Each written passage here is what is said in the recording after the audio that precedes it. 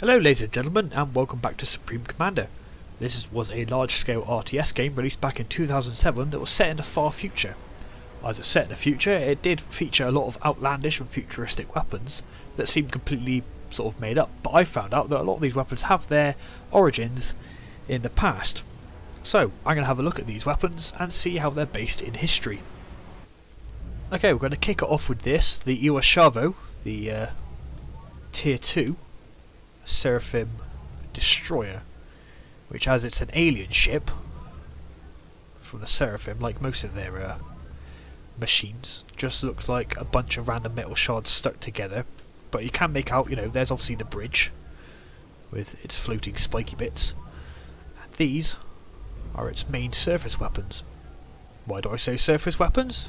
Because it's not just a destroyer, it's a submersible destroyer. It can dive. It can dive, and it can engage submarines, other submarines and surface vessels from below the surface. So it escapes radar detection. So you'll need sonar to pick this beast up. So yeah, a submarine with large, because this is like cruiser level armaments, a submarine with a decent surface armament. Where did they get the idea from? Well, I'll show you. This futuristic looking vessel is the Surcouf, which was a French submarine that served from 1934 until 1943 in the French and Free French naval services. It carried two 8-inch guns in a pressurised mount, as you can see on the top of the just in front of the conning tower, as well as carrying a variety of torpedoes. It does look very futuristic, doesn't it? It looks completely out of place, like this served during the Second World War. But yeah, it served until 1943 with the Free French forces, and well, it disappeared in quite peculiar circumstances that gave rise to several conspiracy theories. Like, some say that it was caught collaborating with the Kriegsmarine and was sunk by the Americans, but the official story was that it collided with an American freighter and sank with all hands. So we'll never know. But anyway, the point is, it's a submarine with 8-inch guns that it can surface and then use to fire on targets. So yeah, I hadn't even heard of this thing until until a few months ago, when I first started to look into some seriously peculiar vessels in history. So yeah, that's the inspiration possibly for the USS Cheveux submersible destroyer, the Surcouf. Okay, up next we've got another naval unit view. This is the Atlantis, the experimental aircraft carrier that's with the UEF faction, the United Earth faction.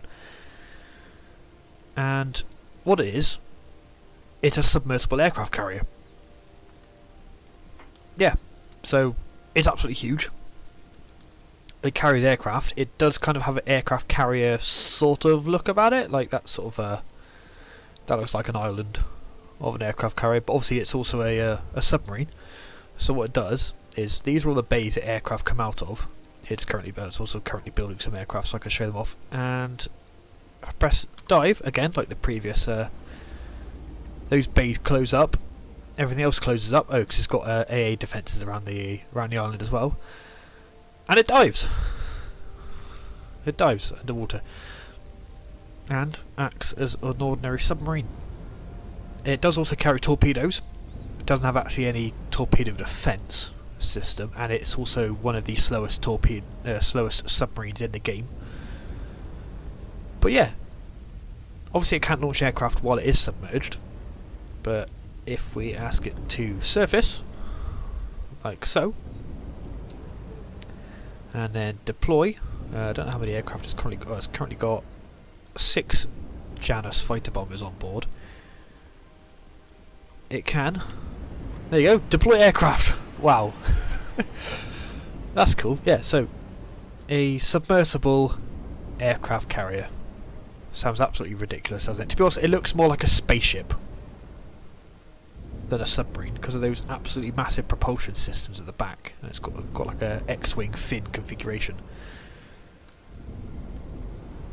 But yeah, aircraft carrier that disgorges aircraft, and we can recall them as well Recall those aircraft. So what I could do, I could pop up in the surface near an enemy's enemy installations, deploy those aircraft, defend itself from possible enemy aircraft attack with its anti-aircraft systems, strike an enemy target, recall the aircraft, submerge immediately, and then it also maintains and repairs those aircraft whilst underwater. So yeah, this is a bit more ridiculous than a submersible destroyer, but it's not completely unfathomable in reality. So let's go have a look at what it's based on. Okay, so what we're looking at here is the HMS M2, which was a British submarine that was launched in 1919. And as you can see, it carried a single aircraft, which was a Parnell P2 seaplane, which was created specifically to be able to be launched from a submarine. So it's obviously kept in a watertight housing when the submarine was underwater. Obviously this is nowhere near the level of technicality we saw with the Atlantis, as in it does carry a single aircraft purely for reconnaissance purposes, but most nations between World War I and II did experiment with submarines that were capable of launching aircraft. Unfortunately, the M2 was lost in an accident in 1932, which may or may not be attributed to the fact that water may have got in through the aircraft hangar. So that was an unfortunate accident. It went down with all hands. But anyway, that's definitely an example of a submarine that was capable of carrying aircraft. Okay, what I've got next is the Japanese I-25, which was a vessel that was launched in 1941. It's famous for one particular reason. It carried a single E-14Y Glenn floatplane, and on the 15th of August 1942 the floatplane took off from the submarine and dropped 2 incendiary bombs on a woodland near the town of Brookings in Oregon. This was the only time the continental United States was bombed during wartime by an enemy plane.